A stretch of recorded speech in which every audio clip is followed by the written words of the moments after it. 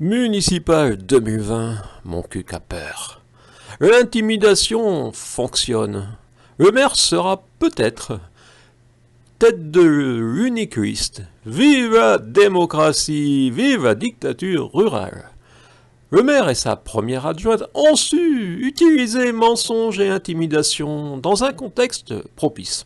La mauvaise loi du 17 mai 2013 avait abaissé le seuil d'obligation de liste pour les communes dès 1000 habitants contre 3500 précédemment. Déjà en 2014, il y eut des petites communes de 800 à 1500 électeurs environ, avec une seule liste. François Hollande, peut-être avec l'envie que la France soit dirigée uniquement par des maires membres de grands partis, avait mis en place cette voie royale vers la dictature rurale. Que seuls les partis bien implantés puissent se présenter une liste semble la vocation de cette mauvaise loi. Emmanuel Macron n'a pas eu la volonté, la lucidité de revoir cette mauvaise loi. Municipal 2020, mon cul a peur.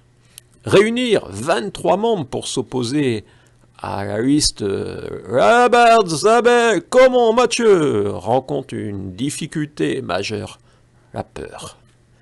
Peur des représailles si les installés réussissent à se maintenir. Peur d'une subvention retirée à une asso, d'un dossier bloqué, de toutes les petites mesquineries de la vie quotidienne, s'ils se maintiennent. Ainsi, j'ai servi d'exemple. J'ai osé émettre une critique sur le cadeau municipal de 10 000 € à la famille et à la société de production de Nino Ferrer, qui fêtait les 20 ans de son suicide. J'ai été sanctionné. L'association que je préside, organisatrice du Salon du Livre, a été sanctionnée. Et j'ai même été la victime d'un ridicule mensonge, accusé en conseil municipal de propos injurieux. Durant ce drôle de mandat débuté en 2016 par une fusion de 5 communes qu'aucun maire n'avait portée en 2014, il y eut la démission collective du bureau de l'office de tourisme en Quercy-Blanc. Il y eut également le cas de cet employé communal encensé lors des vœux en janvier 2018 par notre maire. Et finalement, leur belle histoire s'est terminée en conseil de discipline. Le petit journal a même parlé d'une caricature, retrouvée sur l'ordinateur du technicien territorial, où le maire est coiffé d'un bonnet d'âne. Le maire qui se prétend gaulliste aurait pu en sourire et reprendre l'aphorisme de Nicolas Sarkozy en 2007. Je préfère l'excès de caricature à l'absence de caricature. Municipal 2020, mon cul a peur. Certains pensent peut-être que la foudre ne peut pas tomber sur eux, s'ils se tiennent tranquilles. Mais la soumission ne figure pas dans la devise de notre République. Municipal 2020, mon cul a peur, j'ai repris le N'ayez pas peur de Jean-Paul II, qui lui-même suivait une longue tradition. Je pourrais ajouter une phrase figurant dans plusieurs de mes essais.